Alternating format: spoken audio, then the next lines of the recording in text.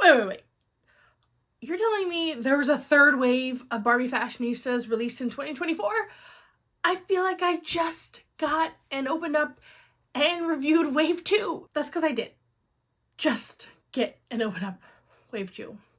But I can't resist a good wave of Barbie Fashionistas, so let's take a look at Wave 3.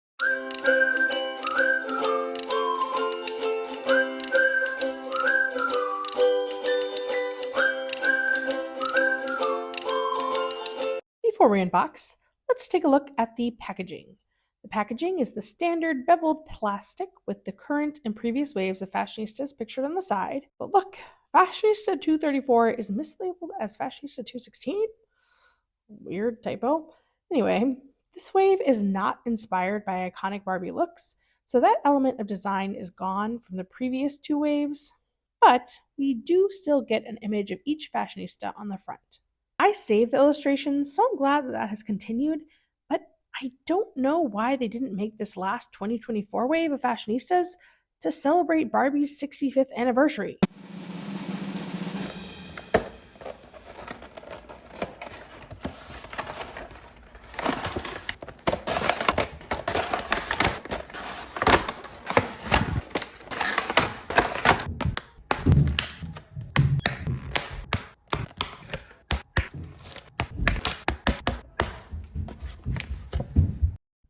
First up is Fashionista 230.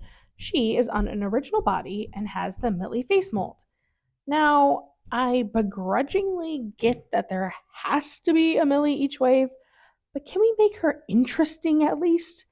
This long blonde hair and no makeup look is about as generic Barbie doll as you can get. At least Fashionista 223 had the crimped hair and earrings, and Fashionista 213 had the closed mouth and blue eyeshadow to set them apart from other Millies. But the only thing interesting about 230 is her outfit, which I do like. It's a metallic pink mini dress with a heart cut out at the chest. Simple but cute. She comes with a white bracelet as her accessory and platform pink heels. Overall, this doll seems Sabrina Carpenter inspired to me. Just give her bangs and you've got a Sabrina Carpenter doll, or at least a doll dressing up as Sabrina Carpenter for Halloween. If I wasn't getting this whole wave of Fashionistas, however, this doll would have stayed on the shelves. Finally, her skin tone comparison. If, for some reason, Fashionista 230 must have a made-to-move body for you, you have several made-to-move options. The marble blue yoga pants made-to-move, the volleyball player, and the pink pants yoga made-to-move, as well as all of these dolls here. Fashionista 231 is up next, and she is a curvy. Her face mold is the Grace/Mbili face mold, and let me tell you, I had quite the hardest time finding a good version of this doll. I actually ordered her 3 times to try to find a doll whose head looked good. I mean, look how squished and pixelated this first doll looks. But all of the dolls I got were badly pixelated, so I finally just had to pick the one that I liked best, which turned out to be this one. I really do like her long black hair with the hints of purple streaks. I just wish she was less pixelated. Outfit-wise, she looks Taylor Swift debut album inspired with her printed jean dress patterned with butterflies. And it has the strapless illusion with the clear straps. She also comes with pink cowboy boots. I mean, that has to say debut album, right? Or at least an outfit you would have worn to the Eras Tour to represent Taylor Swift's debut album. And the butterfly theme continues with her pink belt. Despite the issues with her face and head, Fashionista 231 is one of the prettiest of this wave, and I really like her. Fashionista 231 has exactly 2 skin tone matches, the Kira BMR 1959 doll and the Orange Pants Yoga Made to Move doll, who is also a curvy. I typically like to swap my dolls onto the same body type so they can keep the same, kind of vibe as a doll, so I'm very happy that the Orange Pants matches with Fashionista 231. Now, Fashionista 232, she is my hands down favorite of this wave. She has a petite body and the Daya face mold. It's also pretty badly pixelated like the other dolls, but I love her emerald green eyes and freckles. She wears her red hair in a super cute, peppy side ponytail, which really goes along with her cheerleader inspired outfit. 232 wears a jersey tank top with a B on the front and a purple pleated skirt that unfortunately is not hemmed. For some reason, the colors of this outfit make me think of a Monster High doll. Her outfit velcros in the back. She wears a pink watch accessory and has basic white sneakers. This doll is so cute. Her outfit fits her petite frame perfectly, and I love the head of this doll. I feel like I haven't seen this doll before, so she's getting a made to move body for sure. Very excitingly, Fashionista 232 has a very close match in the Christy Yamaguchi doll and the purple top made to move doll. They're not exactly 100% close, but close enough where I'm excited that 232 gets to keep her petite body. However, I think the closest match to 232 would be the tennis player, and she can also work on any of these dolls pictured here. Fashionista 233 gives groovy flower power energy. She's on a tall body and has the BB face mold, which is also known by collectors as the carnival face mold. She has long black hair that's styled down with a water spout on top, but she does still suffer from intense pixelization. She also has coral lipstick to match her dress. 233's dress is a keeper to me. First, it's checkered orange, and orange is my favorite color. And second, I love the twist at the bust and the little peekaboo of skin. A cute little detail with this dress is that the straps are two different colors, and so they match both the dress and her necklace and her shoes. Her accessory is this pink choker, and she comes with orange platform sandals. Now, I do have to say that some Barbie face molds I love, and I get as many variations of that face mold as I can. Let's talk about the Alec face mold or the Mbili face mold. But this face mold, the BB face mold, isn't one that I feel compulsion to collect a bunch of. And I actually already have one of these face molds in my collection. 233 is a beautiful doll in her own right, but since I already have Fashionista 135, and she's similar to Fashionista 233, I'm just not feeling 233 that much. Look how smooth and beautiful and natural 135's face paint is. I just have to pick her over 233, and there's not really something in 233 that's making me go, keep her, keep her. 233 has quite a few body swap options, though none of them are the tall body type.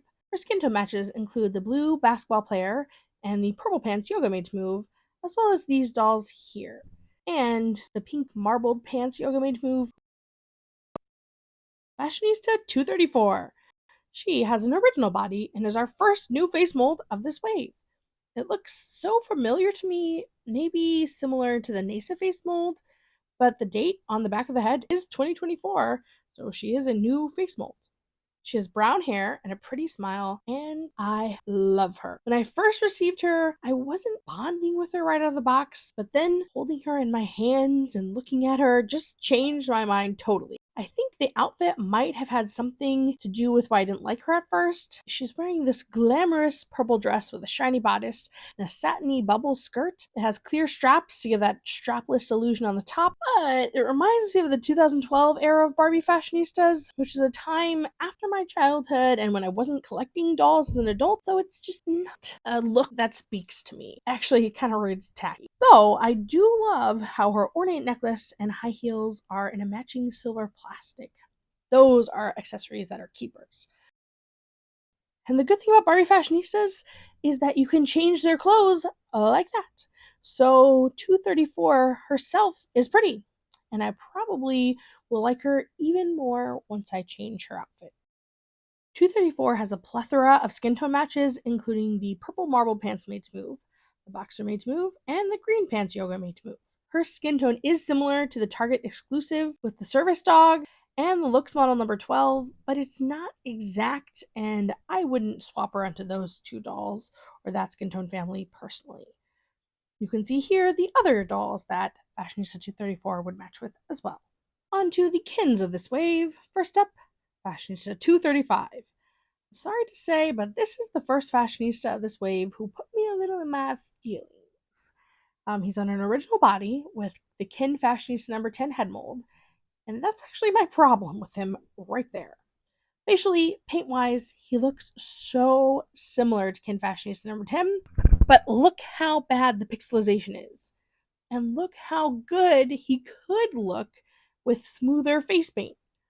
The outfit for this doll is fine. It's a red Hawaiian print jumper with the green slides. Very resort, beachy, summer. But the doll is basically Kin Fashionista again, just not as good.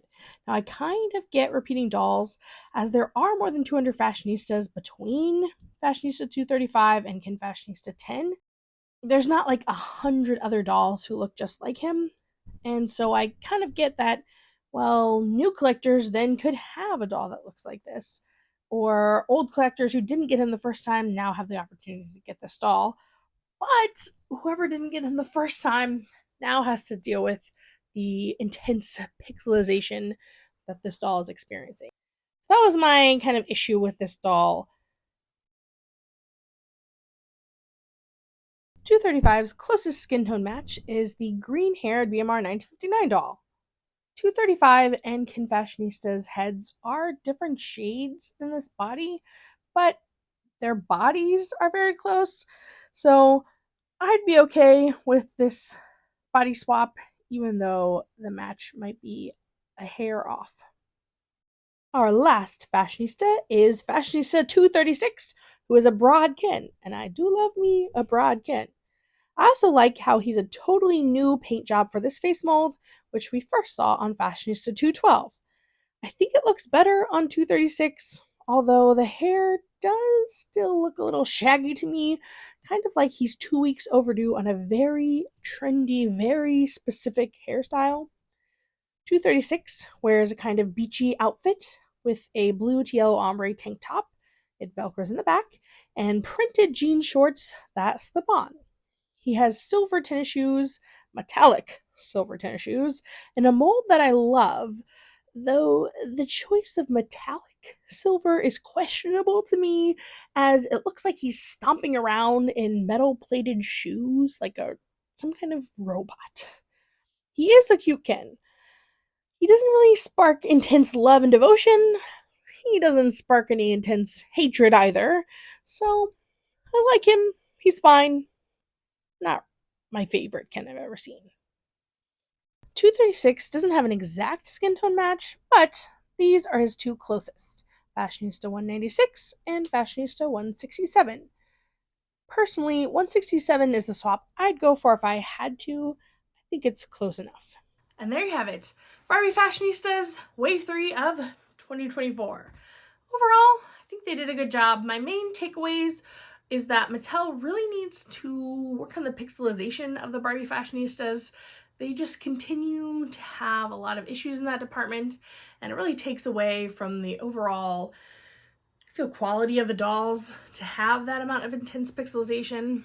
I also do wish that this wave continued the being inspired by iconic Barbie looks of the past. Like Wave 1 and Wave 2 of 2024 were inspired by previous Barbie looks, and that was kind of the whole 65th anniversary celebration thing with this year, and it just doesn't really make sense to me why that didn't continue. Despite those two things, though, I do think this line overall was a good fashionista line, and Barbie Fashionistas are my favorite playline doll, so I will continue to collect them for the foreseeable future. My favorites for this wave were 231, 232, and 234. They are definitely getting made to move bodies. Which ones were your favorites? How do you feel about this wave of fashionistas? Let me know in the comments down below. Thank you so much for watching. I'll catch you in my next one.